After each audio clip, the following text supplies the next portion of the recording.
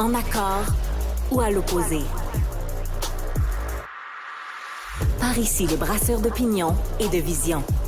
Les rencontres de l'air. Bonjour, mon cher Richard. Salut, écoute, je pensais à toi l'autre jour. Il y a quelques jours, j'ai parlé d'un livre en ouverture de mon émission que je suis en train de lire d'une jeune journaliste américaine qui s'appelle Sandra Candiar et elle écrit un livre, un essai percutant qui s'intitule « They Knew ». Il le savait. Et elle dit « Arrêtez de lever le nez et de mépriser les complotistes. » Arrêtez, parce qu'elle dit s'il y a autant de théories du complot qui circulent actuellement, c'est parce que les autorités nous cachent des choses, nous cachent trop des choses. Et plus ils cachent des affaires, ben plus justement notre imagination se fait aller et plus on part. Elle dit le problème, c'est pas tant les complotistes. Oui, des fois, il y a des théories du complot complètement débiles, mais c'est pas tant les complotistes que les autorités qui nous cachent des choses. Et parfois, oui, il y a des complots qu'on trouvait ridicules et qui se sont avérés. Ben, t'as absolument raison, Richard. T'as tellement raison là-dessus. Puis c'est d'où l'importance. Puis même moi, je me fais souvent prendre au jeu parce que il y a des théories conspirationnistes tellement débiles puis tellement violentes aussi, là, c'est important. Oui. Il faut les dénoncer puis il faut être capable de presque d'en rire. Là. Quand on passe trop de temps dans ce milieu-là, faut rire du contexte plus que des personnes. Des gens là, comme Joe l'Indigo, là, Jonathan Blanchette, qui nous a appelé d'ailleurs une couple de fois ici en studio, la Cube Radio, là, qui appelle pour nous dire toutes sortes de choses. Je veux pas rire de cet homme-là. Je pense sincèrement que c'est quelqu'un qui fait ce qu'il croit être bien, mais qui se retrouve à appeler 50 fois la police, à insulter les pompiers. C'est pas une manière de procéder. Par contre, t'as tellement raison. Puis juste, j'en parlais, justement, mon balado, je pense que c'était avec Donald Cuccioletta, historien sur les États-Unis. On s'en parle, là, mais y a-tu une entité sur la planète qui a caché plus de choses à son propre peuple que le gouvernement américain, par exemple? Ben oui. Mais tu sais, les projets ici à Montréal, MKUltra, essayer de nettoyer, contrôler mentalement les gens à coups de drogue. À l'Université McGill. À l'Université McGill. On riait de ça en disant, voyons donc, ils donnent du LSD à des gens sans qu'ils le sachent pour pouvoir faire des expériences, pour pouvoir contrôler, puis tout ça. Voyons donc.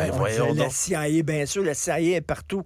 C'est vrai. Ben oui, puis tous les régimes démocratiquement élus qui ont été déstabilisés, renversés par le gouvernement américain là, entre 1950 puis 2000, là. Il y en a eu 1, 2, 3, on les compte plus. Puis pourtant, c'est quelque chose qui était Oliver North, tu sais, on vendait des armes à l'Iran et avec l'argent qu'on faisait, on allait financer les contrats en Amérique du Sud. En Amérique du Sud et tout ça. Ça passait pour une théorie du complot folle. Ben oui. Mais c'est pour ça qu'il faut pas rire. T'as raison de dire qu'il faut pas rire de ces gens-là non plus parce qu'on essaie pas de s'opposer le moins possible. Il faut essayer de réconcilier tout le monde. Là, On est tous dans le même bateau puis il y a tellement déjà de gens qui saillissent là, dans le monde. Mais c'est vrai que bon, la Terre est plate, puis là, on est rendu vraiment, là, on est rendu loin. Oui. Là. Mais tu sais, elle dit, Sandra Candiar, là, elle dit, bon, l'histoire là, des Pizzagate, là, bien sûr que c'est complètement pété, bien sûr. Jeffrey Epstein, là, c'était quelqu'un qui avait des amis très haut placés, là. Puis il y avait une île, Christy, dans laquelle les gens allaient là, puis baisaient des mineurs. Tu sais, ça a l'air fou, là, ça a l'air un complot, mais c'était vrai. Oui. Clinton est allé sur cette île-là, il y a plein de gens qui sont allés sur cette île-là, qui étaient des connus, puis tout ça. Qu'est-ce qui s'est passé sur l'île? On peut poser des questions. Mais à partir de là, évidemment, quand les autorités nous cachent des choses, ben là, on commence à imaginer plein de trucs. Ben oui. Là. Puis là, ça dérape. C'est un peu de leur faute. Ça, elle a raison, là, la journaliste dont tu parles. C'est un peu de la faute des institutions aussi qui ont caché tellement de choses qu'après ça, ben, ils sont renversés de voir qu'on pense qu'ils nous cachent des affaires. Mais quelque part, c'est important de soulever des doutes raisonnables. C'est important après ça, de se bâtir, d'enquêter, d'où l'importance des journalistes comme ça, d'où l'importance des gens qui vont s'intéresser à des dossiers comme ceux-là pour s'assurer qu'on ne cache pas toutes sortes de choses puis comprendre qu'est-ce qui se joue en coulisses. Tu sais, lac mégantic, il n'y a jamais eu de commission d'enquête publique sur ce qui s'est passé. C'est complètement fou. Pourquoi il n'y a jamais eu de commission d'enquête publique? Est-ce qu'on protégeait les compagnies de chemin de fer? Je sais pas. Tu sais, à la limite, là, tu pars de là, puis là, tu dis, ben là, après ça, tu essaies de combler les vides, combler les trous qu'on nous cache, tu sais. Comment ça se fait que les documents de l'ingérence fédérale au référendum de 95 sont gardés secrets pour l'éternité? C'est même pas de date. Je veux dire, l'assassinat... T'as inventé l'assassinat de Kennedy. Même ça, on déclassifie les documents. L'assassinat du président américain, la mère de toutes les théories du complot, comme on l'appelle, sont déclassifiés. Mais sur le référendum de 95... Ad vitam aeternam. Pour toujours. Pour l'éternité. Tu sais, je veux dire, mais ça, t'as raison.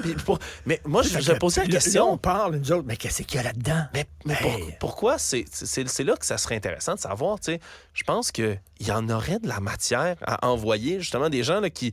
Là, je prends le grand terme parapluie, là, de complotistes, conspirationnistes, des gens qui veulent trouver la vérité. Mais c'est sur ces dossiers comme des dossiers comme ceux-là qui devraient se concentrer, Richard. C'est ça qui est triste. À place de s'imaginer qu'il y a des élites qui sacrifient des enfants là, dans des rituels pédosataniques, est-ce qu'on peut envoyer ces gens-là? Est-ce qu'ils pourraient se concentrer sur savoir qu'est-ce qui se passe à Mégantic? Est-ce qu'ils pourraient se concentrer sur, regarde, t'en veux une nouvelle, une bonne ce matin? C'est Marc-André qui m'apprenait ça, Marc-André Leclerc, plutôt à l'émission. Aaron O'Toole, là, l'ancien chef du Parti conservateur, c'était lui qui était là aux dernières élections, qui était candidat pour le parti contre Justin Trudeau. C'est dans ces élections où lui tentait de se faire élire qu'il y a eu de l'ingérence chinoise. Le rapporteur spécial David Johnston, il l'a rencontré après avoir fini d'écrire son rapport. Il l'a rencontré quand c'était en traduction. Le principal intéressé, celui qui était la personne là, qui théoriquement là, aurait eu d'impact, il l'a pas rencontré avant. À partir de là, on part, là, on imagine des affaires, là, on fait des liens. Là, c'est comme, voyons donc, Christy. Ben oui, voyons donc. Puis après ça, écoute, ça va tomber dans l'oubli, tout ça, Richard. Ça va tomber. Je suis en train de regarder une série, ça m'a fait pleurer hier. C'était l'avant-dernier épisode. C'est Dope Sick sur le scandale d'Oxycontin, là, qui est un opioïde qui a été en vente libre et approuvé par le FDA, alors que c'était extrêmement toxique. Et il y a des milliers de personnes qui sont mortes de ça, d'overdose, qui sont devenues accros. Et écoute, je pleurais en regardant l'émission. C'est tellement révoltant, c'est tellement scandaleux. Et tu sais, quand on dit le Big Pharma et tout ça, ben Christy, c'est vrai. Ils ont payé des gens du FDA pour pouvoir faire approuver leurs médicaments. C'est vrai. À partir de là, tu sais, effectivement... J'ai été très dur sur les complotistes, les coucous, puis tout ça. Puis c'est vrai qu'il y en a qui sont coucous, puis c'est vrai qu'il y en a qui ont perdu la carte. Mais en même temps, tu sais, on peut comprendre pourquoi les gens se réfugient là-dedans. Avoir un doute raisonnable, c'est oui. Le faire avec violence, haine et armes contre certaines communautés, certaines populations puis certains métiers, ça, par contre, c'est non. Richard, merci beaucoup. Et merci à tous nos auditeurs. On va t'écouter d'ailleurs dans quelques instants, Richard, à ton émission. Merci tout le monde d'avoir été là. Florence Lamoureuse, Cybèle Olivier-Coutier qui est à la recherche avec moi et Tristan Brunet-Dupont qui était à la mise en onde. On se reparle bientôt. Merci. À bientôt.